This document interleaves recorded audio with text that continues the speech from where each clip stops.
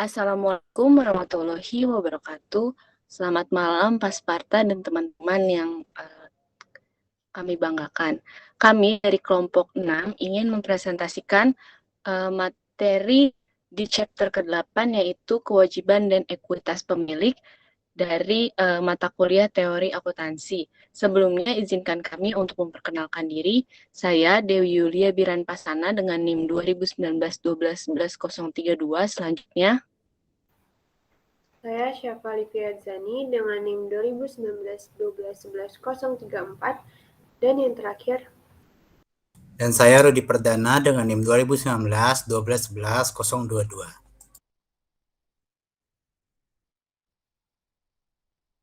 izin share.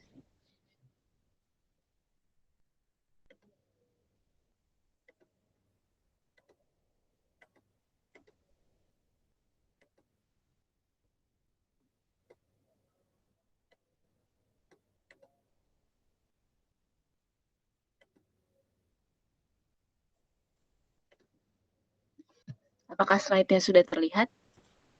Sudah terlihat. Baik, akan saya mulai. Pada tugas presentasi teori akuntansi kali ini, kami dari kelompok 6 akan mempresentasikan chapter 8 mengenai kewajiban dan ekuitas pemilik. Next.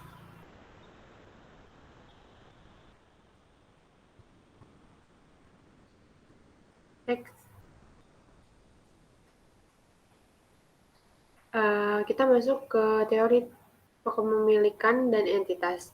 Teori kepemilikan didasarkan pada gagasan bahwa pemilik adalah pusat perhatian. Akuntansi dilakukan dengan mempertimbangkan kepentingan pemilik. Lalu, untuk teori entitas berfokus pada perusahaan sebagai pusat perhatian.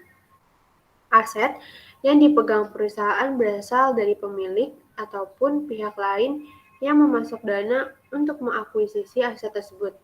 Nilai total aset bergantung pada klaim satu atau beberapa pihak, umumnya agar dibayarkan uangnya. Ada dua macam klaim dengan hak yang berbeda, yaitu oleh kreditor dan yang kedua oleh pemilik. Yang pertama, oleh kreditor. Kreditor pemilik disebut kewajiban atau liabilities. Kreditor menjadi kewajiban entitas pelaporan. Kreditor memiliki klaim terlebih dahulu atas aset jika terjadi likuidasi. Dan yang terakhir, kreditor hampir selalu lebih spesifik dalam hal jumlah dan waktu pembayaran. Kemudian ada dari klaim pemilik. Pemilik disebut ekuitas pemilik atau owner equity. Kemudian pemilik, entitas tidak diwajibkan mentransfer aset kepada pemilik, jadi kewajiban. Saat dividen diumumkan, muncul utang dividen atau dividends payable. Kemudian yang terakhir, klaim kemudian setelah klaim terhadap kreditor dipenuhi. Dengan demikian, liabilities atau kewajiban saat ini terhadap suatu entitas atau owner equity, klaim atau kepentingan residu, namun bukan kewajiban untuk mentransfer aset. Ada dua teori yang dikemukakan untuk membantu memahami akuntansi, yaitu proprietary theory atau teori hak milik dan entity theory, teori entitas atau kesatuan. Teori pertama mendasarkan pada ide bahwa pemilik menjadi pusat perhatian. Seluruh konsep, prosedur, aturan akuntansi dirumuskan dengan mengingat kepentingan pemilik. Sebaliknya, pada teori entitas atau kesatuan, yaitu mengemukakan bahwa suatu bisnis merupakan sebuah entitas terpisah dan akuntansi mencatat transaksi entitas. Teori pertama atau teori kepemilikan memusatkan perhatiannya kepada pemilik atau proprietor. Dengan ini, semua konsep, prosedur, dan aturan-aturan akuntansi semuanya dilihat dari sudut pandang pemilik. Lain halnya dengan teori entitas. Teori entitas melibatkan bisnis sebagai entitas terpisah dari pemilik dan akuntansi mencatat transaksi dari entitas tersebut. Next. Teori kepemilikan. Kepemilikan sama dengan kekayaan bersih pemilik atau dengan modal. Rumusnya adalah P sama dengan A dikurang L atau aset dikurangi dengan liabilities. Tujuan akuntansi adalah untuk menentukan kekayaan bersih pemilik. Laba adalah peningkatan kekayaan bersih, termasuk laba bersih operasi dan perubahan nilai aset. Di mana ekuitas pemilik adalah aset dikurangi liabilitas. Pada rumus, P merupakan kekayaan bersih pemilik bisnis. Sprague mengatakan bahwa neraca kepemilikan adalah jumlah dari beberapa waktu tertentu semua elemen yang merupakan kekayaan beberapa orang atau sekumpulan orang. Semua hasil bisnis adalah peningkatan kekayaan yang berarti meningkatkan ekuitas pemilik. Aset merupakan kepunyaan pemilik dan liabilitas adalah kewajiban pemilik. Definisi teori proprietary menurut Vetter adalah teori pembukuan berpasangan yang dilandasi pada ide bahwa beban dan pendapatan mempunyai karakteristik aljabar yang sama, yaitu meningkatkan kekayaan pada sisi kredit dan sebaliknya. Model keuangan daripada pandangan model fisik sesuai dengan teori proprietary atau teori kepemilikan. Next. Selanjutnya, akuntansi saat ini sebagian besar didasarkan pada dividen, gaji, akuntansi ekuitas, dan akuntansi konsolidasi. Memiliki pandangan finansial terhadap modal, penekanan pada investasi keuangan pemilik, dan perubahan kekayaan pemilik. Pendapatan dihasilkan dan beban dikeluarkan akibat dari keputusan dan perilaku pemilik atau perwakilan pemilik. Akun pendapatan dan beban merupakan subsidiary account atau akun pembantu atau turunan dari P yang dipisahkan sementara untuk menentukan keuntungan pemilik. Pendapatan adalah penambahan kepemilikan, beban adalah pengurangan kepemilikan. Vetter menjelaskan teori double entry atau pembukuan berganda didasarkan pada ide bahwa akun beban dan pendapatan memiliki karakteristik algebra yang sama dengan kekayaan bersih. Misalnya, akun yang cenderung meningkatkan kekayaan bersih ditambahkan pada sisi kredit. Akun yang cenderung menurunkan kekayaan bersih ditangani secara sebaliknya atau menambah sisi debit. Sehingga laba bersih merupakan kenaikan kekayaan pemilik selama periode tertentu. Jika hal ini merupakan apa yang digambarkan sebagai pendapatan, maka harus mencakup seluruh aspek yang mempengaruhi perubahan kekayaan bersih pemilik selama periode tersebut. Perubahan pada kekayaan bersih diturunkan dari aktivitas yang menghasilkan pendapatan, berlaku juga pada perubahan nilai aset. Ada contoh, nilai intrinsik dari judul surat kabar bisa jadi bertambah dan dapat menarik premi signifikan kepada pemilik jika terrealisasi atau terjual. Argumen terkait kasus tersebut, peningkatan kekayaan bersih pemilik seharusnya diakui, meski perubahan kekayaan tersebut masih belum nyata hingga surat kabar terjual. Masalah akuntansi yang dihadapi adalah mengukur perubahan nilai yang belum nyata. Kebanyakan pada praktik akuntansi saat ini berdasarkan pada teori kepemilikan.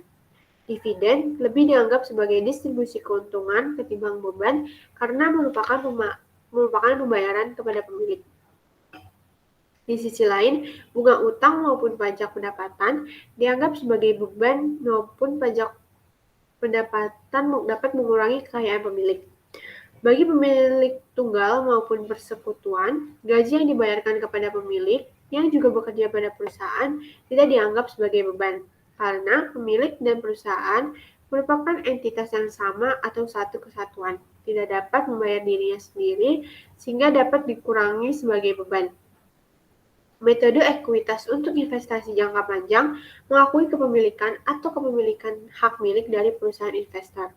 Hal itu mengizinkan perusahaan investor untuk mencatat persentase bagian laba investi sebagai profit. Next. Dengan munculnya perusahaan, teori tersebut terbukti tidak memadai sebagai dasar untuk menjelaskan akuntansi perusahaan.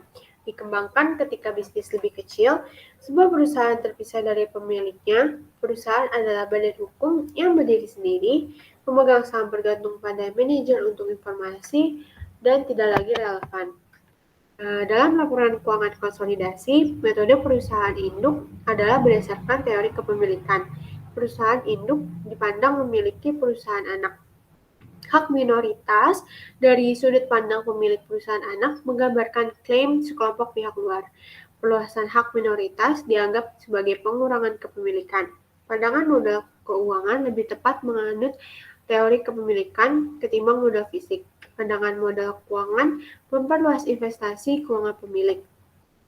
Pandangan modal fisik berfokus pada kemampuan perusahaan untuk mempertahankan tingkat operasi fisiknya tanpa memperhatikan klaim kepemilikan. Pandangan kepemilikan tidak membedakan aset pemilik dengan aset entitas, sehingga seluruh keuntungan perusahaan didistribusikan kepada pemilik. Jika perusahaan membutuhkan sumber daya tambahan, dananya dapat diperoleh dari sumber daya pribadi pemilik. Modal adalah jumlah kas yang diinvestasikan pemilik ditambah dengan keuntungan atau laba yang direinvestasi oleh simpanan dalam perusahaan. Banyak orang mengadopsi pandangan keuangan atas modal, dan hal itu juga menjadi praktik akuntansi konvensional tradisional. Pandangan kepemilikan dalam akuntansi dikembangkan saat bisnis masih kecil, saat masih berbentuk milik pribadi atau persekutuan. Dengan munculnya perusahaan, teori ini tidak cukup menjadi dasar untuk menjelaskan akuntansi perusahaan. Secara hukum, perusahaan merupakan entitas terpisah dari pemiliknya dan memiliki hak sendiri. Perusahaan, bukan pemegang saham, menguasai aset dan menanggung kewajiban bisnis. Tidak hanya perusahaan memikul kewajiban bisnis, namun dengan adanya ciri kewajiban terbatas, logis jika pemegang saham bertanggung jawab atas kewajiban perusahaan. Jika para pemegang saham dari perusahaan besar ingin menggunakan apa yang dianggap hak milik dengan menarik kembali aset itu, mereka akan melanggar hukum. Penarikan kas dividen benar-benar merupakan pendistribusian melalui prosedur ilegal, maksudnya prosedur legal yang formal. Akuntabilitas atau pertanggungjawaban terhadap pemilik merupakan fungsi signifikan dari suatu perusahaan besar karena adanya gap atau jarak antara manajemen dengan pemegang saham. Bagi perusahaan kecil, pemilik mengetahui status keuangan bisnisnya. Gagasan tentang akuntabilitas atau stewardship tidak begitu berarti. Sebaliknya, pada perusahaan, kontak antara pemegang saham dengan urusan terkait perusahaan sangat minim. Pemegang saham bergantung pada informasi yang dilaporkan oleh manajemen kepadanya.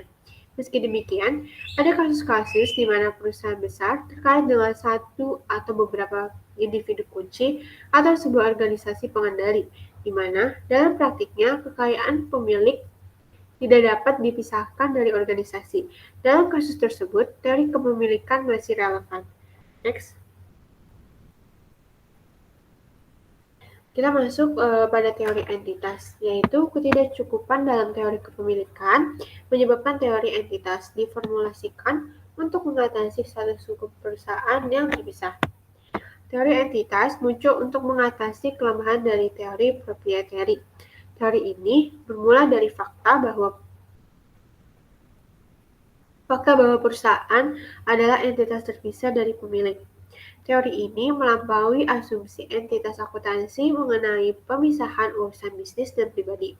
Martin menguraikan dua asumsi yang terkait dengan gagasan akuntansi, yaitu pemisahan untuk tujuan akuntansi perusahaan adalah terpisah dari pemilik, dan yang kedua, sudut pandang. Prosedur akuntansi dilakukan dari sudut pandang entitas. Next.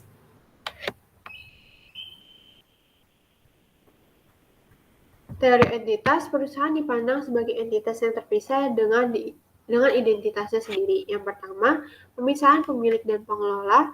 Yang kedua, akuntansi memandang entitas sebagai unit operasi. Yang ketiga, prinsip dan prosedur akuntansi yang tidak dirumuskan dalam kaitannya dengan kepentingan kepemilikan. Dan yang terakhir, juga dapat diterapkan dalam kepemilikan, kemitraan, dan organisasi nirlaba. Next.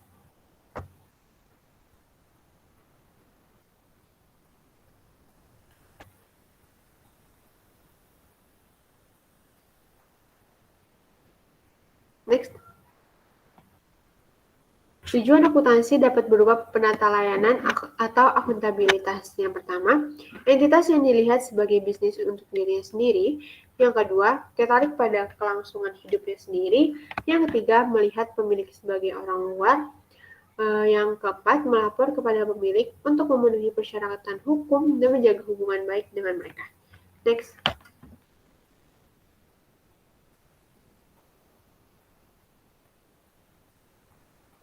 Teori entitas fokus pada aset. Aset adalah sumber daya yang dikendalikan oleh entitas. Kewajiban atau liabilities adalah kewajiban entitas. Laba meningkatkan aset bersih dan diperoleh entitas. Pemilik hanya memiliki klaim residual atas aset bersih entitas.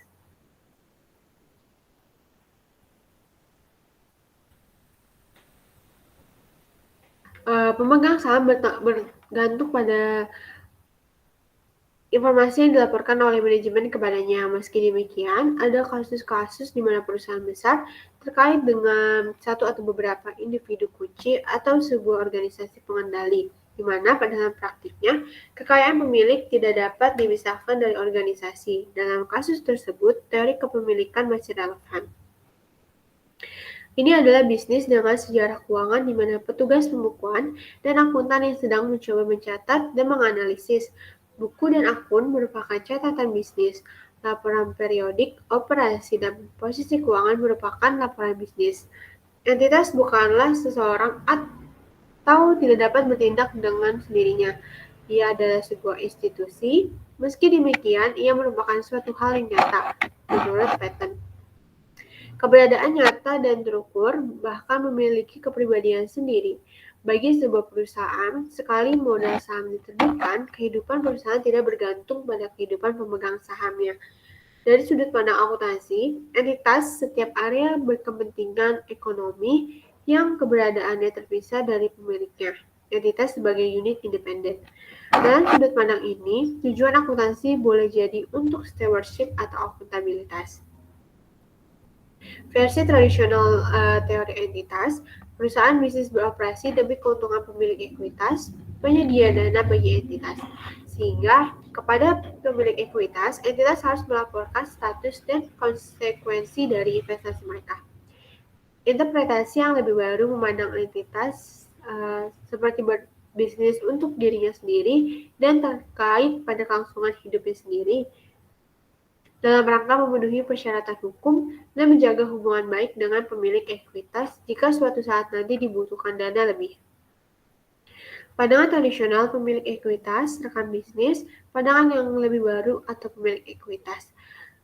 Keduanya membuat muatan informasi laporan keuangan untuk pengambilan keputusan yang mana telah ditekankan dalam beberapa tahun terakhir dapat dengan mudah dicerna. Next. Baik teori kepemilikan dan entitas masih berpengaruh dalam praktiknya. Teori entitas, teori akuntansi konvensional berdasarkan itu, laporan keuangan mencerminkannya. Kemudian, untuk teori kepemilikan, beban bunga adalah beban dan dividen adalah pembagian keuntungan. Dalam teori ini, fokus persamaan akuntansi adalah aset dan ekuitas. Kekayaan bersih pemilik tidak menjadi konsep yang berarti karena entitaslah yang menjadi pusat perhatian. Pemilik dan kreditor, keduanya dipandang secara sederhana sebagai pemilik ekuitas, penyedia dana. Persamaan akuntansi, aset sama dengan ekuitas, neraca menggambarkan aset entitas, di mana Patton merujuknya sebagai penyajian pengambilan laporan langsung mengenai nilai entitas, dan ekuitas ia sebut sebagai ungkapan tidak langsung dari tata yang sama. Aset merupakan milik perusahaan dan liabilitas merupakan kewajiban perusahaan, bukan pemilik. Telah dikemukakan bahwa karena jumlah yang diinvestasikan oleh pemilik, ekuitas harus diperhitungkan, mengarahkan pada penggunaan biaya historis aset-aset non-moneter, karena total pada sisi kanan laporan posisi keuangan harus sama dengan sisi kiri. Setelah menerima dana dari pemilik ekuitas, perusahaan menginvestasikan dana tersebut dalam bentuk aset. Untuk aset-aset non-moneter, nilainya sebesar harga pembelian aslinya. Sayangnya, akuntabilitas tidak memandang perlu pelacakan nilai asli investasi.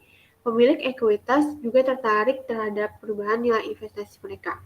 current value advocates, nilai pendukung saat ini menunjukkan teori entitas berasumsi bahwa investor tidak begitu dekat dengan bisnis untuk membuat sendiri penyesuaian nilai, sehingga akuntabilitas menyiratkan bahwa penyesuaian tersebut, yaitu perubahan nilai, harus dilaporkan. Dapat dikatakan, entitas perlu mengetahui nilai kini asetnya untuk membuat keputusan yang tepat. Next.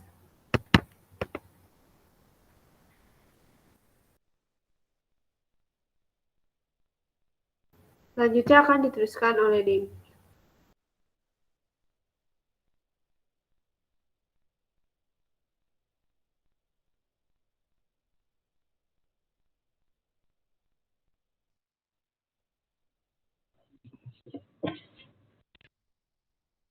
Baik, saya akan melanjutkan untuk chapter ke-8 dengan topik pembahasan yaitu kewajiban ditentukan. Nah, kewajiban adalah elemen kunci dalam akuntansi. Sekarang kita bandingkan bagaimana untuk mendefinisikan kewajiban. Ketika mereka harus diakui dalam akun dan bagaimana mengukur si kewajiban ini. Nah, IASB ini memiliki kerangka definisi liabilitas sebagai berikut. Kewajiban kini entitas yang timbul dari peristiwa masa lalu, penyelesaian yang diharapkan dapat mengakibatkan arus keluar sumber daya dari perusahaan sumber daya dan mengandung manfaat ekonomi. Nah, dari definisi ini mengandung dua arti. Yang pertama, keberadaan kewajiban sekarang membutuhkan penyerahan di masa mendatang dan hasil dari transaksi di masa lampau atau kegiatan lain yang lewat.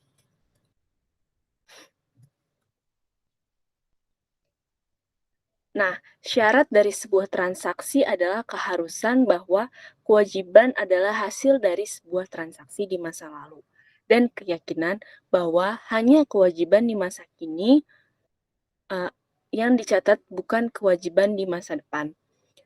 Nah, bagaimana dengan transaksi di masa lalu? Apakah memenuhi syarat kewajiban? Nah, saat perusahaan melakukan pemesanan barang persediaan kepada penyedia, peraturan saat ini yang menyatakan bahwa tidak ada kewajiban yang muncul sampai barang persediaan tersebut diterima atau hak kepemilikannya berpindah. Oleh karena itu, transaksi masa lalu di dalam contoh ini adalah peristiwa penerimaan barang, bukan saat pembuatan pesanan.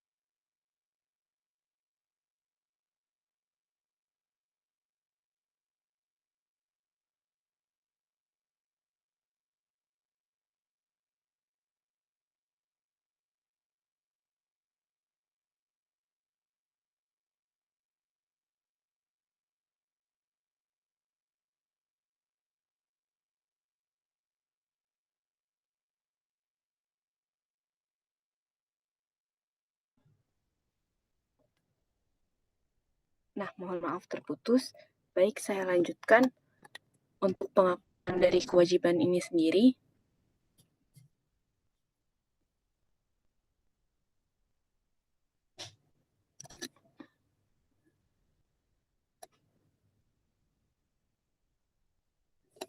Baik, saya ulang pengakuan kewajiban. Nah, jika definisi kewajiban telah terpenuhi, maka akuntan harus menentukan aturan apakah yang harus diakui. Jenis peraturan yang diterapkan di masa lalu mirip dengan yang diterapkan pengakuan aset. Mereka yang itu termasuk yang pertama, ketergantungan pada hukum. Kemudian yang kedua, penentuan substansi ekonomi acara. Yang ketiga, kemampuan untuk mengukur nilai kewajiban. Kemudian yang terakhir, penggunaan prinsip konversatisme. Kewajiban diakui dalam neraca jika besar kemungkinan bahwa suatu arus keluar sumber daya yang memiliki manfaat hasil dari penyelesaian kewajiban kini, dan jumlah di mana penyelesaian akan berlangsung dapat diukur dengan andal. Nah, ini yang tadi sudah dijelaskan, yaitu kriteria pengakuan, kemampuan untuk mengukur nilai kewajiban, kemudian biasanya nominal yang telah ditentukan. Kemudian jika periodenya lama dari 12 bulan, berdasarkan nilai dari sekarang arus ke masa depan yang telah diharapkan. Nah, tadi juga sudah saya jelaskan, yaitu menggunakan prinsip konversatisme. Kemudian kita akan masuk ke kerangka IASB. Kerangka IASB memberikan panduan dalam kaitannya dengan pengakuan neraca dan laporan laba rugi. Ayat 82 menyatakan bahwa item yang memenuhi definisi elemen harus diakui jika yang pertama, hal ini memungkinkan bahwa manfaat ekonomi masa depan berkenaan dengan item yang mengalir ke atau dari suatu entitas. Kemudian yang kedua, item ini biaya atau nilai yang dapat diukur dengan keandalan.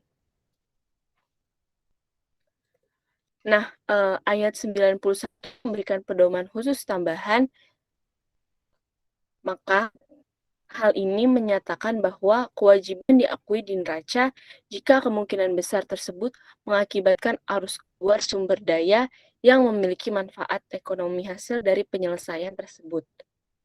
Penyelesaian kewajiban ini dan jumlah di mana penyelesaian akan berlangsung dapat diukur dengan andal.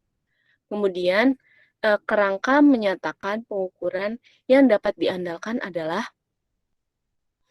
bebas dari kesalahan material, bias, dan lebih lanjut, bahwa item diukur sehingga setia merupakan apa yang dimaksudkan untuk mewakili. Menyatakan kerangka kerja ini secara khusus bahwa kewajiban yang tidak dapat termasuk jika mereka tidak dapat mengukur dengan andal. Kemudian kita masuk di pengukuran kewajiban. Berdasarkan IFRS, metode pengukuran yang paling umum digunakan untuk kewajiban adalah biaya historis.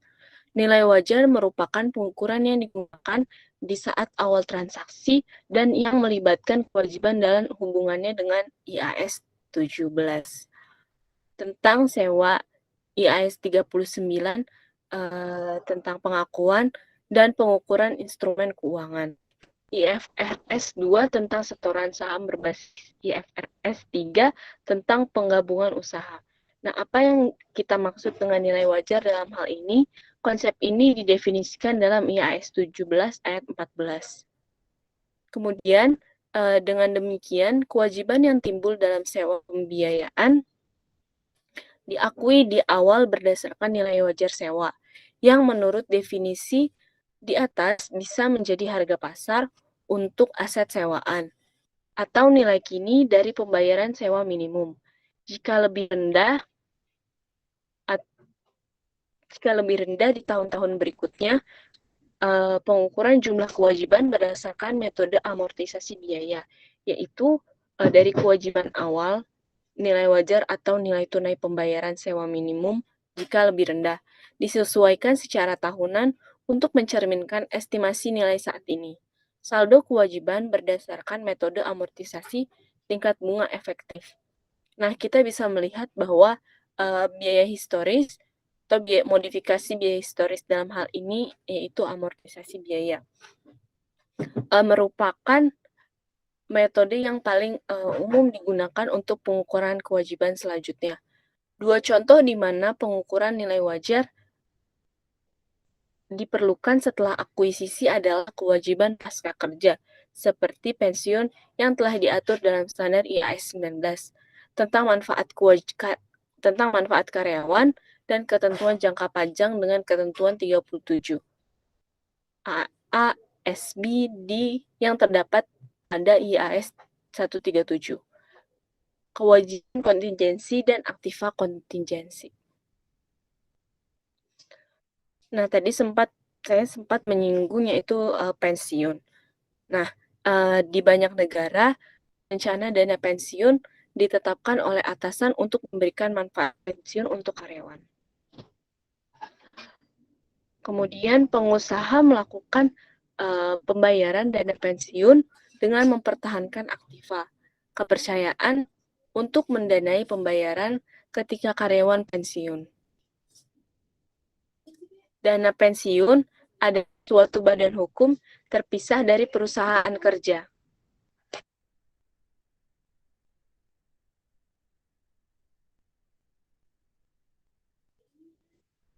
Kemudian, sebaliknya, rencana yang tidak didanai tidak memiliki kas atau investasi untuk menutupi potensi pembayaran yang belum direncanakan. Sejauh jumlah yang dibayarkan untuk dana pensiun tidak cukup untuk memenuhi kewajiban mereka saat program itu tamat, maka dana pensiun tersebut dikatakan tidak akan didanai.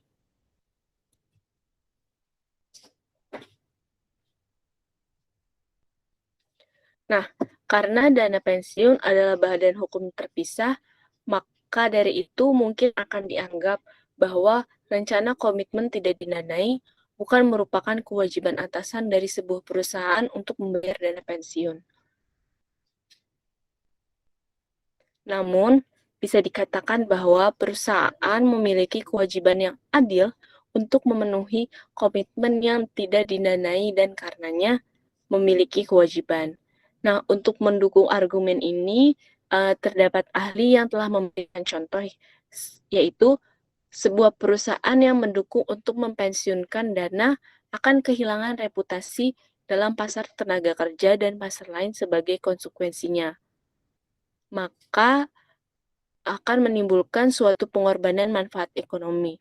Meskipun beberapa perusahaan tradisional belum mengakui komitmen yang didanai kewajiban dalam kerangka kerja dan standar IAS 37, sulit untuk berpendapat bahwa mereka bukan merupakan kewajiban. Masalah lainnya berkaitan dengan kapan harus mengakui kewajiban pembayaran untuk pensiun atau tabungan hari tua. Apakah sebagai balas jasa karyawan yang telah memberikan jasanya? Gagasan bahwa pembayaran adalah bentuk kompensasi yang diterima oleh karyawan saat pemberian jasa, namun dibayarkan di masa depan setelah pensiun.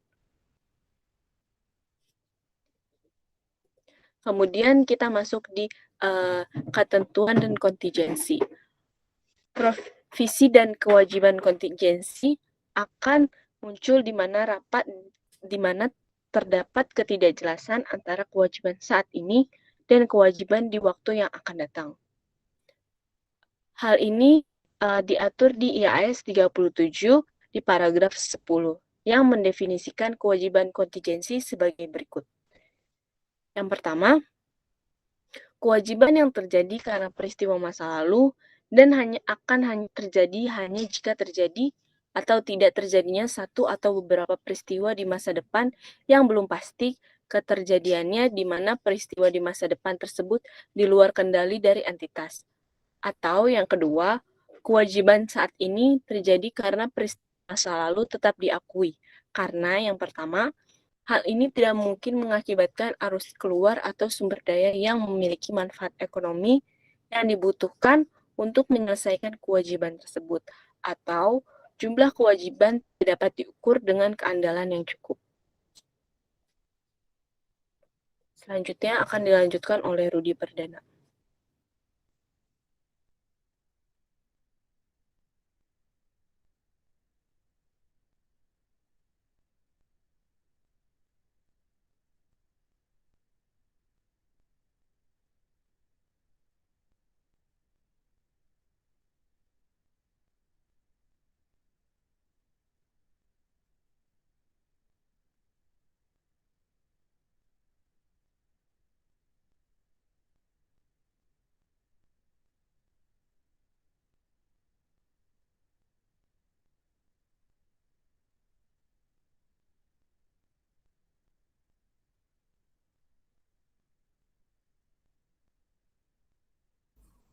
Baik, selanjutnya kita akan membahas mengenai apa dampak krisis kredit terhadap penyisihan piutang, tetap tagih, dan posisi keuangan suatu entitas. Nah, sebenarnya di sini ada sebuah video, tetapi karena mungkin filenya tidak terbaca, jadi tidak terlihat. Nah, boleh dilanjut berikutnya.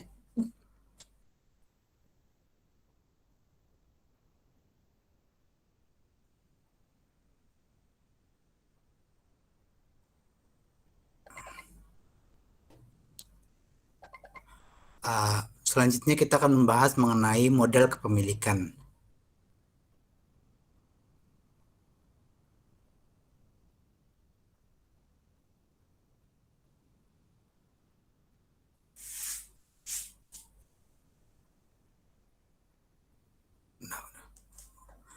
Oke, selanjutnya kita akan membahas mengenai model kepemilikan. Di sini model kepemilikan ini dijelaskan bahwa dalam suatu kerangka atau framework dari suatu IASB atau FASB ini dia menjelaskan bahwa untuk mendefinisikan ekuitas itu dalam model kepemilikan di mana dianggap sebagai kepentingan residual dalam aset entitas telah dikurangi kewajibannya. Jadi maksud dari pernyataan di sini dikatakan bahwa suatu aset entitas itu dinyatakan suatu milik sebagai pemilik modal dan memiliki sebuah nilai residual berdasarkan dari nilai total asetnya dikurangi dengan kewajibannya. Sebagai contoh, misalnya kita membeli mobil seharga 5.000 dolar. Lalu kemudian ada kewajiban-kewajiban lainnya, termasuk dari biaya kirimnya, biaya ongkos drivernya untuk mengirim, taruhlah sebesar 3.000. Nah, berarti kan kalau kita untuk mencari nilai kepentingan residual bagi framework yang dia bahas begini di sini, berarti itu nilai 5.000 dolar dikurangi 3.000 dolar, hasilnya 2.000 dolar. Nah, 2.000 dolar ini itu adalah sebuah kepentingan residual yang dianggap oleh IASB dan FASB. Nah, di sini mereka menyatakan bahwa ekuitas pemilik itu adalah klaim residual. Berarti sebagai contoh yang tadi kan ada sisa 2.000 dolar.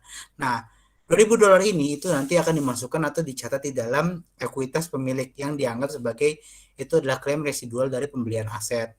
Pembelian asetnya yang tadi 5.000 dolar dikurangi 3.000 dolar, dapatlah 2.000 dolar. 2.000 dolar ini akan dicatat ke dalam pencatatan yang disebut ekuitas pemilik. Dari itu diakui sebagai model kepemilikan. Nah, model kepemilikan ini itu sudah dianggap sebagai klaim residual dari biaya aset entitas dikurangi kewajibannya. Next.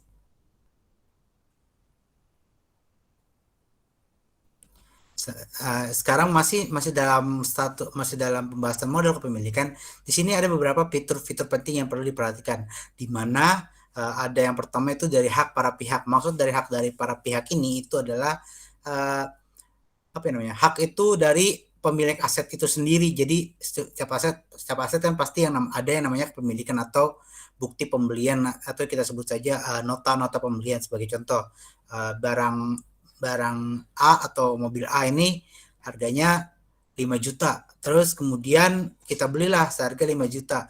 Nah, si penjual ini pasti kan akan menuliskan yang namanya nota dari perpindahan barang dari gudang menuju ke pembeli. Nah, dari pembeli ini dia berhak mendapatkan hak tersebut, yaitu mendapatkan nota dan pengakuan atau asset recognition dari pembeli itu. Nah, setelah mereka mencatat nota tersebut dan diberikan, dan pembeli ini memberikan uang tersebut, uang bayarannya kepada pembeli, otomatis barang yang dibeli dari barang yang dibeli dari penjual menuju ke pembeli itu sudah berpindah tangan, dan perpindahan tangan ini perpindahan tangan dari penjual ke pembeli itu termasuk perpindahan hak atau perpindahan hak aset, hak milik aset. Nah, jadi intinya awalnya itu kan kepemilikannya dari penjual.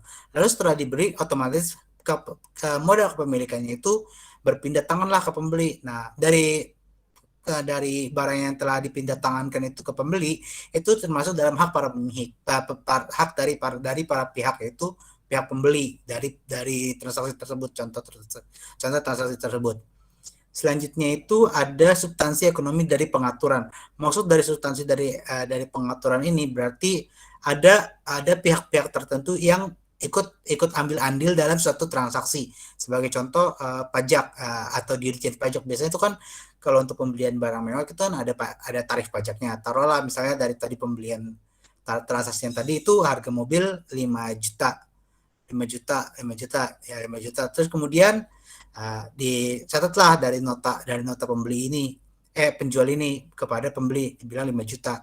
Lalu kemudian datang Dirjen Pajak menyatakan bahwa itu bukan 5 juta, tapi ada beban pajaknya, misalnya sebesar 150.000 lah, 150.000 atau 500.000 lah contohnya. Nah, 500.000 ini itu akan dimasukkan ke dalam nota sebagai pembayaran pajak dari penjualan. Nah, pajak penjualan barang mewah, otomatis dari harga 500.000 itu termasuk dana dari substansi ekonomi dari pengaturan penjualan. Nah, si Dirjen Pajak ini itu kategorinya substansi ekonomi dari pengaturan karena dia ikut ambil serta dalam transaksi tersebut, terutama untuk pembayaran pajaknya. Nah, di sini bisa dilihat nih dari suatu grafik, dilihat bahwa ada yang namanya rights atau hak milik, itu dilihat dari interest dan settlement atau partisipasi in profit. Jadi itu ada yang namanya bunga atau pembayaran yang yang dimana partisipasinya itu dalam profit. Nah, di economic substance itu dia memantaunya dari risk and return. Kenapa mereka membahas dari risk and return? Karena di sini ada yang namanya interest dan settlement. Settlement itu kan atau interest itu kan pasti akan terus berubah dan berkembang. Nah, atau ada tambahan bunganya. Nah, biasanya dalam suatu penjualan ini mereka pengaruhnya dari risk dan returnnya, karena ada kemungkinan biaya itu tidak terbayarkan atau bisa kita sebut allowance for the full account. Kalau dalam pengantar akuntansi pertama itu piutang tertagih lah, mas piutang tertagih. Nah, piutang tertagih ini itu masuk dalam kategori risk and return karena piutang tak tertagih itu dia kan ada kemungkinan dia dibayar di suatu masa depan, atau mungkin dia tidak dibayarkan. Kalau misalnya dia tidak dibayarkan, berarti kan dia maksudnya ke bad debt expense, BDA. Nah, BDA atau bad debt expense itu termasuk dalam risk karena dia juga karena itu resiko dari suatu penjual yang di mana utangnya itu tidak terbayarkan atau piutangnya tidak terbayarkan. Nah, dari sisi rights atau kepemilikan di sini ada dibahas mengenai use of asset atau kepemilikan aset. Kepemilikan aset ini itu berarti dia punya hak untuk mengatur aset itu sendiri. Ya, sebagai contoh, saya membeli mobil seharga 50 juta. Terus sudah dari nota penjual itu kan mereka memindah tangankan barang dari gudang ke pemiliknya. Nah, barang yang saya beli, contohnya tadi mobil itu saya punya hak sepenuhnya atau 100% untuk menggunakan aset tersebut, atau bisa saja saya menggunakan hak tersebut untuk menjual kembali aset tersebut karena itu sudah termasuk dalam rights atau hak milik dari pembeli itu. Nah, sementara di sisi lain itu ada yang namanya dari economic substance itu dia lebih ke arah kontrol, yaitu di mana economic substance ini dia lebih ke arah mengkontrol barang yang telah saya beli. Misalnya sebagai contoh, harga tadi barang itu 50 juta. Lalu kemudian economic substance bilang ke saya seperti ini. Kalau Anda mau menjual kembali, berarti Anda punya pajak. Nah, berarti otomatis saat saya misalnya memakai hak saya atau use of right aset saya itu untuk dijual kembali, otomatis kan kayak saya menjual dengan harga yang mungkin saja bisa rendah, karena itu kan saya sudah menggunakan dan sudah mungkin dikurangi dengan biaya penyusutan. Nah, biaya penyusutan itu mengurangi nilai aset. Nah, dari mengurangi nilai aset itu ditambah dengan pajak, otomatis saya menjual mobil tersebut berarti bukan harganya harga original lagi atau 50 juta, tetapi sudah jatuh ke dalam harga barang second atau barang yang sudah dipakai dan itu sudah dikurangi dengan biaya penyusutannya. Itu sebagai contoh untuk economic substance, di mana dia mengkontrol use of asset dari suatu kepemilikan barang tersebut. Next. Selanjutnya kita akan membahas mengenai konsep dari suatu modal atau konsep modal. Nah, konsep modal ini dia itu dipengaruhi oleh resep hukum atau ada undang-undang dari hukum modal tersebut, di mana pemilik modal itu perlu adanya pemeliharaan modal. Mengapa demikian? Karena misalnya kita punya modal, sebagai contoh saya punya modal 50.000. Terus saya ingin beli barang seharga 20.000. 20.000 berarti kan kalau misalnya saya mengeluarkan uang 50.000, otomatis kan akan kembali 30.000. Nah, 30.000 ini masih tetap dalam kategori modal saya. Biarpun demikian, 30.000 itu bisa saja menjadi suatu biaya-biaya tak terduga. Misalnya sebagai contoh, saya harus membeli bahan baku sebesar 15.000, otomatis kan 30 dikurangi 15 hasilnya 15.000. Nah, di sini dijelaskan bahwa dalam pemilik modal atau dalam bertransaksi, pemilik modal itu harus memelihara modalnya dan perlu mengolah modalnya dengan benar.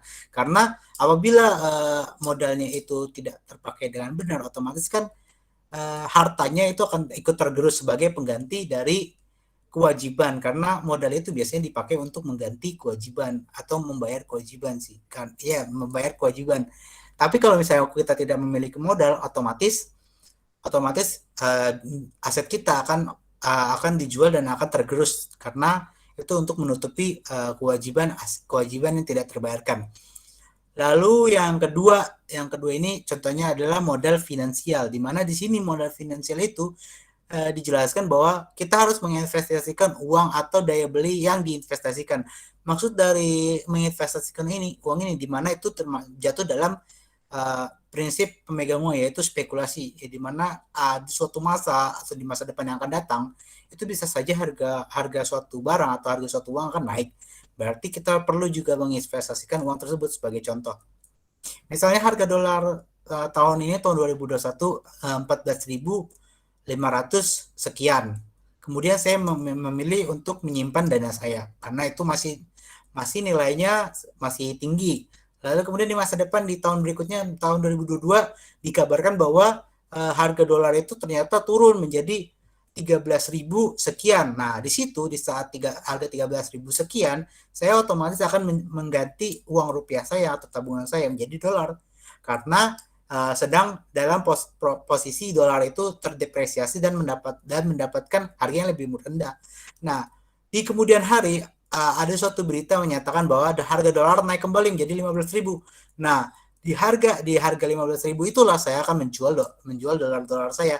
Kenapa? Karena di situ akan mendapatkan untung yang melimpah dari perubahan nilai harga dolar. Nah, perubahan nilai harga dolar ini itu termasuk dalam investasi uang, atau bisa saja daya belinya itu diinvestasikan.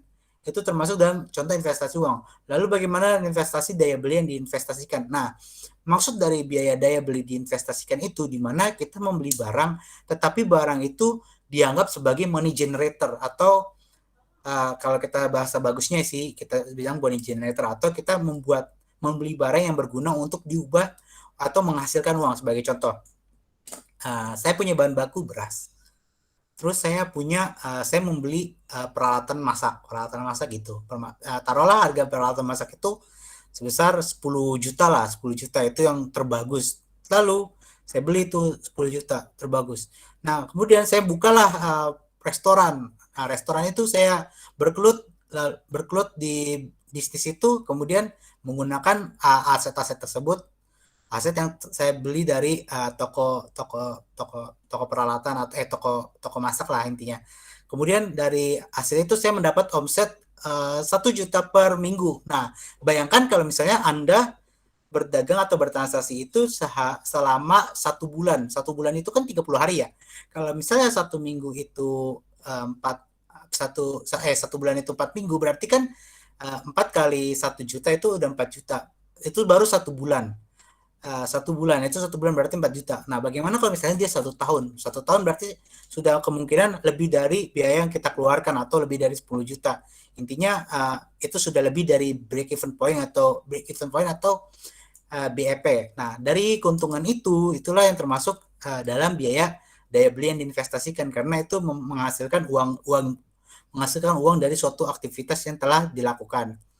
Selanjutnya kita akan membahas mengenai modal fisik, di mana modal fisik ini merupakan kapasitas dari produktif entitas. Di sini maksud dari modal fisik itu di mana kapasitas produktif entitas itu diambil dari sebuah aset yang tetap atau di mana ini modalnya itu berdasarkan barang tetap yang menghasilkan uang dari entitas itu. Itu jatuhnya sih sama seperti dengan daya beli yang diinvestasikan, tetapi untuk modal fisik ini dia konsepnya itu dia membawa nama entitas atau nama suatu perusahaan. Sebagai contoh perusahaan apa ya, Xenon itu kan mereka bekerja dalam bidang percetakan atau bersama dengan Heidelberg dari Jerman. Nah, di sini mereka Heidelberg dengan Xenon ini mereka bekerja sama di dalam bisnis percetakan atau bisnis pembuatan buku. Nah, di sini mereka menggunakan aset percetakan itu dianggap sebagai modal fisik karena dia itu mengatur kapasitas produktif atau produksi dari suatu entitas, suatu perusahaan tersebut. Nah, selanjutnya kita akan membahas mengenai modal yang dapat diukur baik dalam dolar atau skala daya beli. Daya beli atau kita sebutnya bahasanya nyata, di mana di sini modal itu diukur dari nominalnya. Sebagai contoh, harga barang di Indonesia ini, barang A ini harganya 15.000.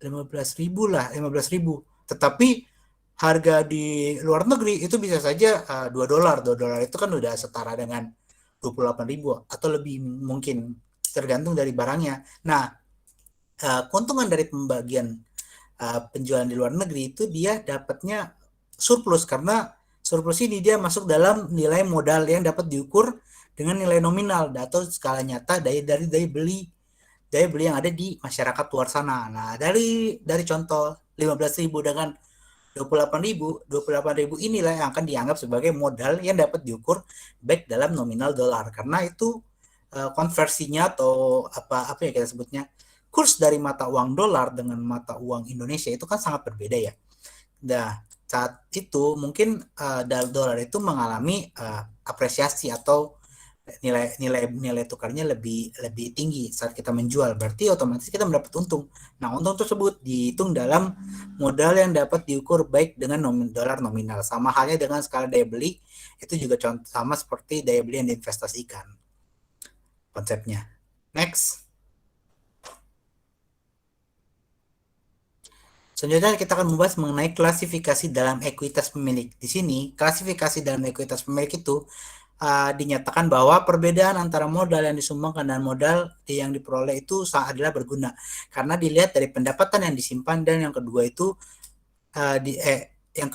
tidak semua transaksi cocok dengan kategori berbagi dividen. Nah, di sini dalam suatu perusahaan itu kan ada yang namanya investasi modal dan ada pembagian dividen. Nah, di sini dalam akuntan atau ahli akuntan yang memahami pemahaman tentang dividen itu pasti ada yang namanya modal dengan yang disumbangkan dengan modal yang diperoleh. Nah, modal yang disumbangkan itu berarti kan modal yang diberikan untuk entitas pemilik. Nah, kalau untuk modal yang diperoleh berarti kan itu dari hasil investasi dari pemilik modal atau pemegang saham. Nah, pemegang saham ini dia itu dicatat berdasarkan pendapatan yang disimpan, karena rumus untuk mencari pendapatan bersih itu kan untuk mencari laba bersih kan pendapatan dikurangi beban baru nanti dapat pendapatan bersih. Pendapatan bersih itu nanti kan akan dibagi lagi menjadi pendapatan dividen atau kita sebutnya pembagian dividen. Nah,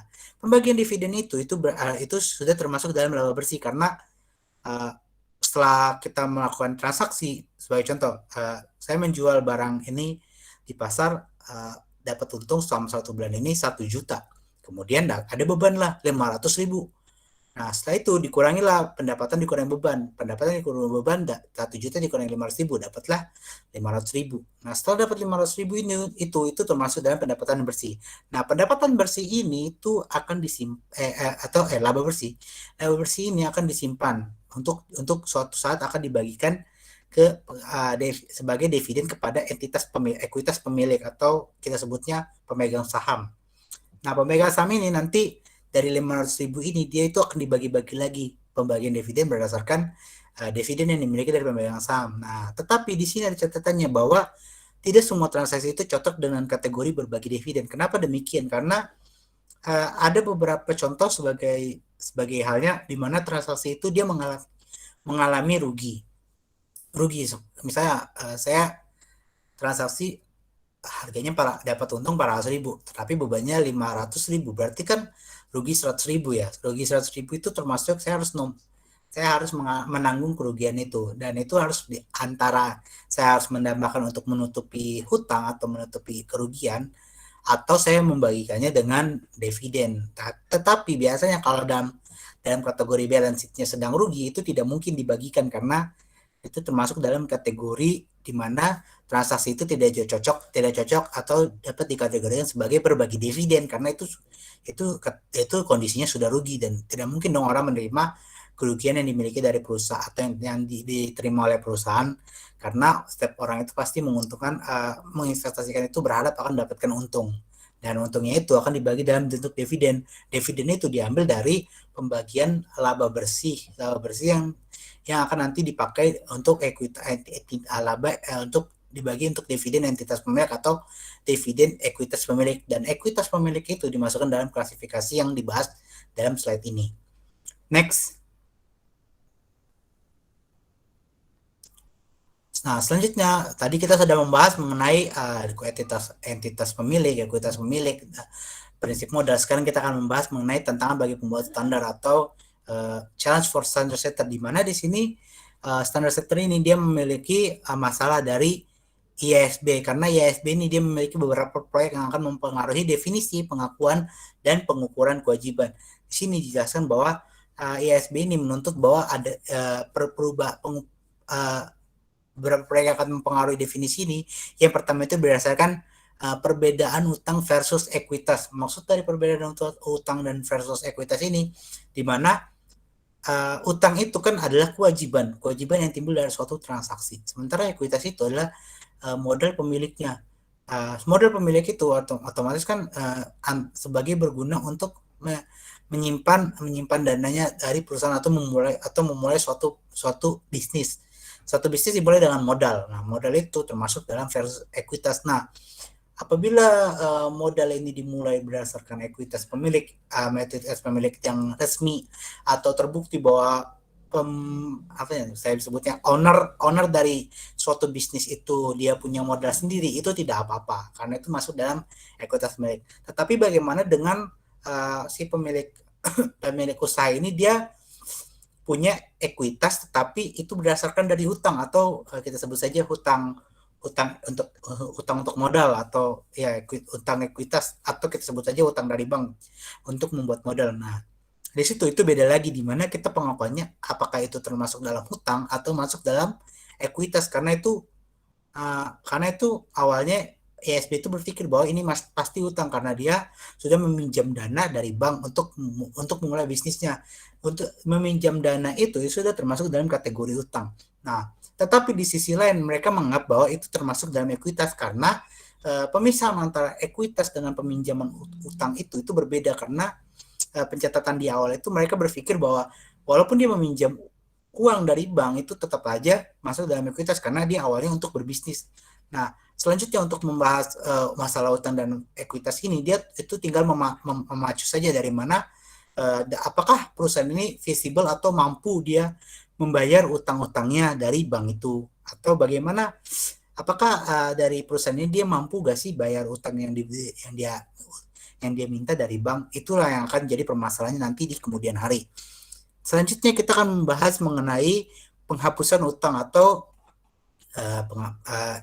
apa ini namanya, liabilities, erasing liabilities, di mana penghapusan hutang ini itu kan terjadi karena ada dua cara.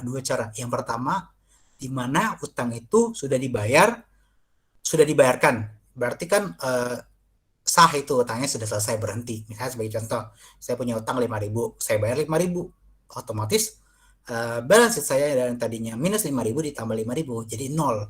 Itu akan menjadi saldo penghapusan utang yang 0, yang sudah resmi. Nah, lalu bagaimana kasusnya dengan pembayaran hutang tetapi yang belum dibayarkan sama sekali sampai akhir periode, atau ya sampai akhir periode. Nah, apabila itu masuk dalam akhir periode, itu akan dimasukkan sebagai kategori allowance for doubtful account, atau kita sebutnya bagi orang sana beranggapan bahwa itu adalah piutang tak tertagih atau piutang dari hutang yang tidak tertagih.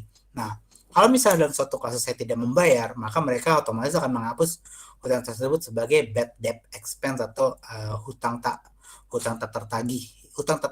Kalau misalnya saya di masa depan atau di masa berikutnya saya membayar utang tersebut seharga 5.000 dan itu tepat walaupun terlambat ada bunganya, maka itu tidak dikategorikan sebagai penghapusan utang yang dianggap sebagai bad debt expense atau hutang tak tertagih, melainkan dia masih dinyatakan dalam penghapusan piutang tak tertagih, tetapi itu dalam masa yang akan datang.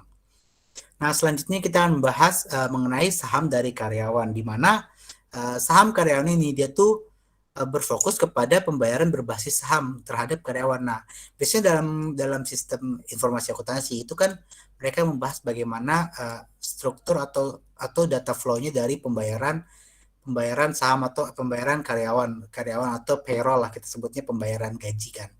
Pembayaran gaji. Nah, tetapi di sini IASB dan IASB ini masih tetap mewanti-wanti karena biasanya perusahaan itu kan ada yang membayar karyawan itu dengan saham, tetapi seharusnya itu kan tidak boleh karena itu sifatnya masih belum jelas bagi IASB, dan ini itu termasuk dalam mempengaruhi pengukuran kewajiban, karena perusahaan itu membayarnya ini dalam kategori dianggap sebagai kewajiban atau dia membayar dengan memotong sahamnya, itu masih menjadi pertanyaan sampai saat ini. Kalau misalnya itu terjadi, itu akan menjadi pengaruh juga jadi dari perusahaan, karena perusahaan akan bingung sendiri membayar karyawan tersebut dengan sistem saham, bukan dengan sistem yang sudah berlaku atau sistem pengupahan yang telah ditetapkan dari peraturan keuangan.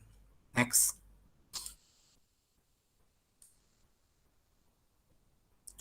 Nah, sekarang kita akan membahas mengenai masalah dari auditor. Di sini masalah dari auditor itu di mana auditor itu memiliki kewajiban di mana dia perlu mengakui kelengkapan kewajiban yang diakui dari neraca dan catatan pengungkapan tentang kontingensi dan kewajiban lainnya yang merupakan masalah utama bagi auditor. Nah, tadi kan sudah dijelaskan mengenai masalah kontingensi dan kewajiban lainnya, yaitu kewajiban lainnya itu kalau tidak salah itu tentang dana pensiun atau ya dana pensiun atau kewajiban saya sebutnya untuk kewajiban yang masa akan datang untuk membantu pekerja yang telah loyal kepada perusahaannya untuk sebagai bukti bahwa dia telah sudah mengabdi dalam jangka waktu lama, sehingga kita sebagai orang yang baik perlu kita membayarnya dengan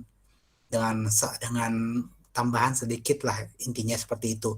Nah, auditor ini dia akan perlu mengetahui, perlu melihat rekam jejak auditnya, terutama dalam kewajiban, di mana perusahaan ini apakah dia akan membayar uang ini, membayar gaji karyawan ini pas atau tidak, karena dia kan payroll atau beban gaji itu jatuhnya ke dalam bebannya, dan itu masuk dalam kewajiban yang harus dibayar oleh perusahaan untuk membayar karyawannya, atau membayar honor atau mungkin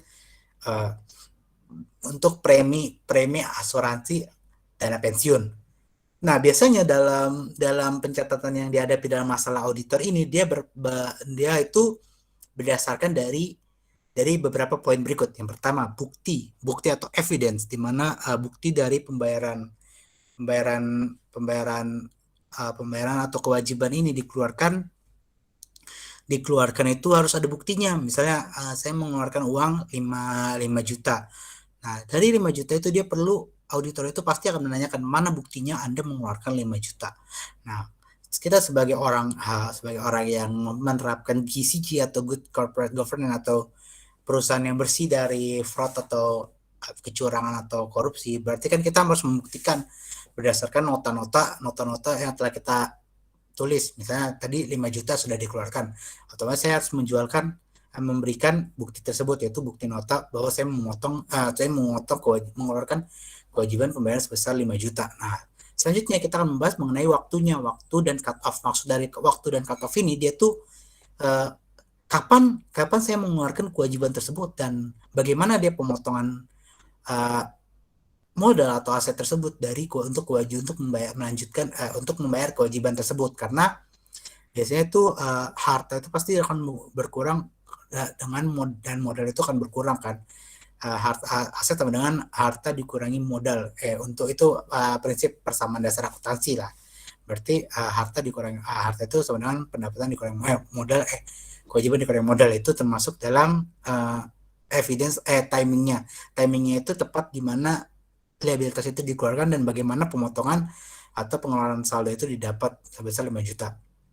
Selanjutnya itu akan membahas mengenai penyembunyian atau tersembunyi dan meremehkan atau concealment, hidden and understatement. Maksudnya dari penyembunyian ini dia tuh lebih ke arah ke sifat negatifnya, di mana dalam suatu pengeluaran kewajiban itu dia ada yang namanya penyembunyian atau ada yang namanya understatement atau salah saji, di mana misalnya saya mengeluarkan uang sebagai kewajiban itu 5 juta, tetapi ada yang menyembunyikannya atau saya mungkin lupa, mungkin adalah yang kasusnya antara human error atau ada yang disengaja, tetapi itu masuk dalam concealment atau hidden. Nah, selanjutnya apabila itu jatuh dalam understatement, berarti 5 juta ini ada yang catat cuma 4 juta atau 3 juta. Itu jatuhnya terdapat ke dalam understatement karena itu jauh dari 5 juta ini. 5 juta. Selanjutnya itu akan membahas kepedulian atau going concern, di mana auditor ini dia harus peduli terhadap pengaruh kewajiban ini kepada perusahaan, karena itu kewajiban itu akan mempengaruhi aset apabila kewajiban itu ditutupi oleh modal atau dari pendapatan yang didapat oleh perusahaan. Selanjutnya kita akan membahas mengenai pernyataan yang berlebihan atau overstatement. Overstatement ini dia itu kebalikannya dari understatement, di mana pencatatannya itu dilebih-lebihkan. Misalnya pengeluarannya sebenarnya 5 juta, tapi yang dicatat itu ternyata 10 juta. Itu sudah lebih dari 2 kali lipatnya.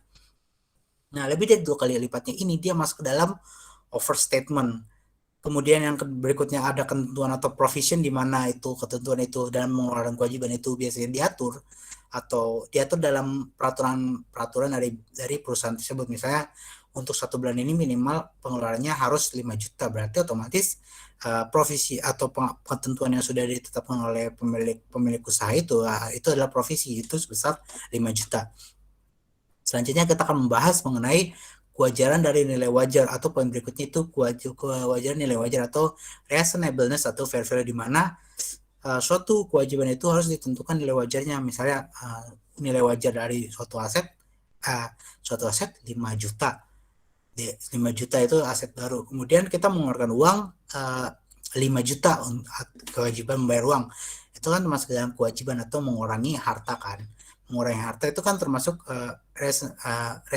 masuk dalam kewajiban. Nah, 5 juta ini bagi auditor itu harus dipertanyakan apakah benar 5 juta yang dikeluarkan itu persis dengan apa yang terjadi dalam transaksi itu. Nah, dari 5 juta itu dari mana auditor yang mengetahui atau mencari fair value dari penjual atau uang yang telah dikeluarkan dari transaksi itu, dialah yang masuk ke dalam reasonable of fair values, atau auditor ini mencari tahu harga wajar dari pengeluaran atau kewajiban yang dikeluarkan dari perusahaan tersebut.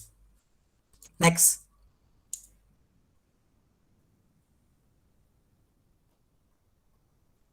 Next. Nah, ini adalah ringkasan di mana ringkasan ini itu ada 5 poin. Yang pertama, dalam ringkasan ini ada 2 teori yang bersaing dan saling membantu menjelaskan praktik akuntansi dan praktik teori kepemilikan dan teori entitas. Dan yang kedua itu ada definisi untuk kewajiban dan ekuitas. Yang ketiga ada kriteria pengakuan untuk kewajiban dan ekuitas. Keempat adanya berbagai praktik pengukuran yang digunakan dalam kaitan yang dalam kaitannya dengan kewajiban dan ekuitas. Dan yang terakhir itu ada masalah yang menantang bagi pembuat standar dan auditor. Jadi isi dari chapter ini itu dia sumerinya atau ringkasannya itu dia membahas mengenai teori yang bersaing antara praktik teori akuntansi yang terjadi di lapangan dengan teori kepemilikan atau teori entitas dari pemilik modal. Yang kedua itu adalah definisi dari kewajiban dan ekuitas itu sendiri, di mana tadi sudah dijelaskan bagaimana definisi dari kewajiban itu sendiri dan bagaimana ekuitas itu sendiri. Yang ketiga itu adanya kriteria pengakuan untuk kewajiban dan ekuitas. Jadi tadi selama materi itu, nah materi ini yang kita bahas di slide ini itu sudah dijelaskan bagaimana sih pengakuan dari kewajiban itu dan bagaimana pengakuan dari ekuitas itu sendiri. Kemudian yang keempat itu ringkasannya itu adalah bagaimana praktik pengukuran yang digunakan dan berkaitan dengan kewajiban dan ekuitas. Jadi di sini kita membahas bagaimana sih pengukuran untuk mengetahui bahwa itu kita mengukur kewajiban dan bagaimana kita mengukur ekuitas. Dan yang terakhir itu adalah masalah yang menantang bagi pembuat standar atau IASB dalam masalah kewajiban dan ekuitas, serta masalah dari auditor dalam menghadapi masalah tentang ekuitas dan kewajiban atau liabilitas. Boleh next. Nah, ini adalah istilah dan konsep utama yang telah dibahas selama materi ini. Yang pertama, adanya kewajiban. Kedua, ekuitas pemilik. Ketiga, teori kepemilikan. Keempat, teori entitas. Kelima, itu definisi dari kewajiban dan definisi dari kewajiban dan ekuitas. Kemudian adanya kriteria pengakuan dari ekuitas dan kewajiban. Kemudian adanya kemungkinan yang dapat diandalkan dari ekuitas dan dari ekuitas dan kewajiban. Kemudian ada kewajiban saat ini. Selanjutnya ada transaksi sebelumnya atau transaksi yang terjadi masa lalu. Kemudian pengukuran nilai wajar dari ekuitas dan liabilitas. Selanjutnya ada ketentuan dan kontingensi. Lalu ada hak dari para pihak dalam ekuitas dan liabilitas atau kewajiban. Kemudian ada substansi ekonomi, ada konsep modal, ada hutang versus ekuitas, penghapusan hutang, dan saham karyawan, serta yang terakhir itu adalah masalah untuk auditor. Next.